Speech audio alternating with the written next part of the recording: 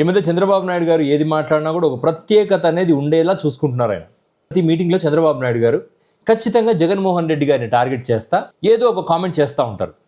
అంటే maybe innovation అనే కాన్సెప్ట్ని చాలా గట్టిగా తలకెక్కించుకున్నారో ఏమో కానీ ఈసారి శివుడి మెడలో ఉండే పాము మీద పడ్డారు చంద్రబాబు నాయుడు. ఏదో మీలాంటి వాళ్లకు నాలాంటి వాళ్లకు తెలియకపోవచ్చు శివుడు మెడలో పాము ఎందుకు ఉంటుంది, శివుడి నడుముకు టైగర్ తోలు ఎందుకు ఉంటుంది, శివుడు బూడిద ఎందుకు పూసుకుంటాడు, శివుడు మంచు కొండల్లో ఎందుకుంటాడు అనే విషయం మనకు తెలియకపోవచ్చు. కానీ హిందూ ధర్మాన్ని బీజేపీ పార్టీ కన్నా, ఆర్ఎస్ఎస్ పార్టీ కన్నా, విశ్వ హిందూ పరిషత్ పార్టీ కన్నా ఎక్కువగా నమ్ముతూ ఇవాళ ఆంధ్రప్రదేశ్లో బీజేపీకి హిందూ ధర్మానికి ఒక ఛాంపియన్లా నేను ఉండాలి అని ఒక పవన్ కళ్యాణ్ సనాతన ధర్మానికి ఎలాగైతే ఛాంపియన్గా ఉన్నాడో చంద్రబాబు నాయుడు గారు అలా హిందుత్వానికి ఛాంపియన్ అవ్వాలని చెప్పి తను పన్నిన ఒక వ్యూహంలో భాగంగా శివుడి మెడలో పాము గురించి మాట్లాడాడు. నేనేం పొలిటీషియన్ని కాదు దీన్ని ఏదో పొలిటికల్ యాంగిల్లో చూడటానికి ఆయన శివుడిని అవమానించాడు, శివుడి మెడలో పామును అవమానించాడు ఇలా అనొచ్చా, ఇవన్నీ మాట్లాడడానికి నేను వైసీపీ పార్టీకో లేదా కమ్యూనిస్ట్ పార్టీలకో లేదా మరో ఇతర పార్టీలకు చెందినవాడిని కాదు. కాబట్టి దీన్ని నేను ఒక స్ట్రాటజికల్గా మాట్లాడదాం అనుకుంటున్నాను. చంద్రబాబు నాయుడు గారు అసలు శివుడి గురించి, శివుడి మెడలో ఉండే పాము గురించి ఎందుకు మాట్లాడాడు,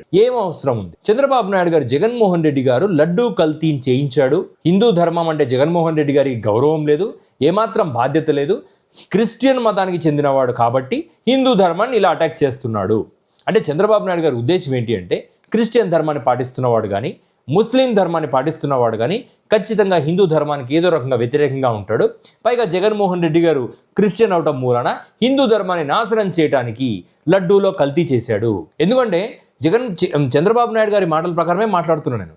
గతంలో ఒకసారి ఆ 10 మందిని కూర్చోబెట్టుకుని మీటింగ్ పెట్టారు కదా చంద్రబాబు నాయుడు గారు. ఆ రోజు క్లియర్గా ఆయన చెప్పింది ఏంటంటే Jaganmohan Reddy did not do this for money, కేవలం హిందూ మతం మీద ద్వేషంతో చేశాడు అని చెప్పడం జరిగింది. సో ఆ బేసిస్ మీద ఈరోజు చంద్రబాబు నాయుడు గారు అదే 2 days బ్యాక్ చంద్రబాబు నాయుడు గారు మాట్లాడింది ఏంటంటే జగన్మోహన్ రెడ్డి గారు ఇంత దారుణంగా ప్రవర్తించడానికి కారణం ఆయన ఒక పార్టీలో ఉండటం లేదా ఒక పార్టీ వ్యవస్థాపకుడు అవటం, పరమేశ్వరుడి మెడలో పామునైనా సరే పరమేశ్వరుని కన్విన్స్ చేసి పామును తీసుకొచ్చి పామును నేను అంతం చేయగలను అని చంద్రబాబు నాయుడు గారు చెప్పడం జరిగింది. ఆయన మాటల్ని మనం నిశ్చితంగా గమనిస్తే ఆయన ఉద్దేశం ఏంటంటే కేంద్ర ప్రభుత్వం లేదా నరేంద్ర మోడీ గారిని శివుడిగా ఊహించుకుంటూ శివుడి మెడలో ఉండే పాముగా జగన్మోహన్ రెడ్డి గారిని వర్ణిస్తూ కేవలం జగన్మోహన్ రెడ్డి గారు కేంద్ర ప్రభుత్వం మెడ మీద ఉండడం వల్లనే జగన్మోహన్ రెడ్డి గారిని నేను వదిలేస్తున్నాను, కానీ ఖచ్చితంగా నేను ఎలాగైనా జగన్మోహన్ రెడ్డి గారిని కిందికి తీసుకొచ్చి అంటే కేంద్ర ప్రభుత్వంతో విడదీసి కేంద్ర ప్రభుత్వంతో విడగొట్టి ఆ పామును నేను చంపేస్తాను అని చెప్పడం చంద్రబాబు నాయుడు గారి ఉద్దేశం అయ్యుండొచ్చు. ఇది నా అనాలసిస్. ఇది చంద్రబాబు నాయుడు గారు ఈ ఉద్దేశంతోనే చెప్పుంటారు అని నేను చాలా గట్టిగా నమ్ముతున్నాను.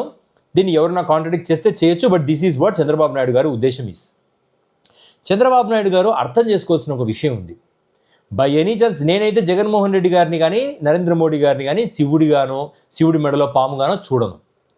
కేవలం ఇది ప్రజాస్వామ్యం, చాలా రేషనల్గా కొన్ని వందల సంవత్సరాలుగా మనం అనుభవిస్తున్న కష్టాలకు ప్రతిఫలంగా స్వతంత్ర సమరయోధులు సాధించి పెట్టిన ఒక కాన్స్టిట్యూషన్లో భాగంగా పవర్ షేరింగ్లో భాగంగా ఏ పార్టీ ఎవరితో అయినా కలిసి ట్రావెల్ చేయొచ్చు. దీన్ని ఇలాగే చూడాలి.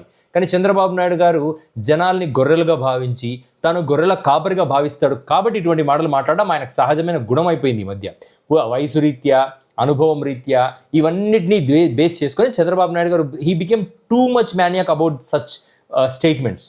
సో మనకు ఆయన స్టేట్మెంట్స్తో పని లేదు. కానీ చంద్రబాబు నాయుడు గారికి కానీ టీడీపీకి కానీ నేను ఒక సలహా ఇస్తాను. ఒకవేళ బై ఎనీ ఛాన్స్ కేంద్ర ప్రభుత్వాన్ని శివుడిగా జగన్మోహన్ రెడ్డి గారిని పాముగా చూస్తే మాత్రం మీరు ఫెయిల్యూర్ అయినట్టే. ఎందుకు అంటే శివుడిని పాముతో ఎవరు విడదీయలేరు. అండ్ పాముని శివుడు తన కంఠాభరణంగా సెలెక్ట్ చేసుకోవడానికి గల చారిత్రాత్మకమైన కారణాలు కూడా చూడండి. Not just with the lens of religion. దాన్ని చూడండి, ఒక యోధుడు ఒక పాముని మెడలో వేసుకోగలిగాడు అంటే ప్రపంచానికి ఒక స్టేట్మెంట్ ఇస్తున్నాడు శివుడు. నేను ఎటువంటి విషయాన్నైనా కంట్రోల్ చేయగలను అండ్ ఎటువంటి విషయాన్నైనా నేను ఆభరణంగా మలుచుకోగలను. అండ్ పాము కూడా ఎప్పుడు శివుడి కంట్రోల్లోనే ఉంటుంది.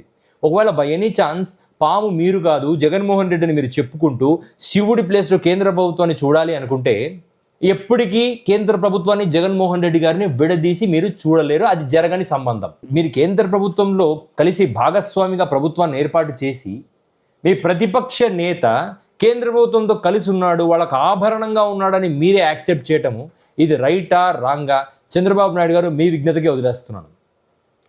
వయసు రీత్యా మీరు మాట్లాడుతున్న మాటలు కంప్లీట్గా సెల్ఫ్ గోల్గా 2 సంవత్సరాలుగా చాలా క్లియర్గా తెలిసిపోతున్నాయి. మీరు ఈ మధ్య వేసిన ప్రతి బాల్ ఆల్మోస్ట్ నో బాల్ అయ్యాయి. ఈ మధ్య మీ ప్రతి స్టేట్మెంటు బౌన్స్ అవుతుంది, ప్రతి స్టేట్మెంటు ఆ సమాజంలో పలుచన అవుతుంది. ఇక నెక్స్ట్ ఎలక్షన్లో ఒకవేళ మీరు చెప్పిన కాన్సెప్టే నిజం అనుకుంటే ఆ శివుడు ఆ పాము, ఎందుకంటే వాళ్ళిద్దరిని మనం విడదీయలేం కదా, వాళ్ళిద్దరు కలిసి మిమ్మల్ని మీ పార్టీని ఏమైనా చేస్తారేమో ఆలోచించుకోండి. మరి అందుకోసమే బెటర్ ఇప్పటి నుంచే కాంగ్రెస్తో సన్నిహితంగా ఉండండి. రేపు పొద్దున నరేంద్ర మోడీ గారు కానీ కేంద్ర ప్రభుత్వం కానీ మనకేమైనా ఇబ్బందులు కలిగిస్తే మనకు సేఫ్గా మీరు ఎప్పుడూ సపోర్ట్ చేస్తూనే ఉంటారనుకోండి. సేఫ్గా రాహుల్ గాంధీ వాళ్ళ టీం మీకోసం రెడీగా ఉంటారు. వాళ్ళతో ట్రావెల్ చేయండి. షర్మిల, రాహుల్ గాంధీ, మీరందరూ ఒక పర్ఫెక్ట్ సెట్ పొలిటికల్ ప్లాట్ఫామ్ అవుతారు.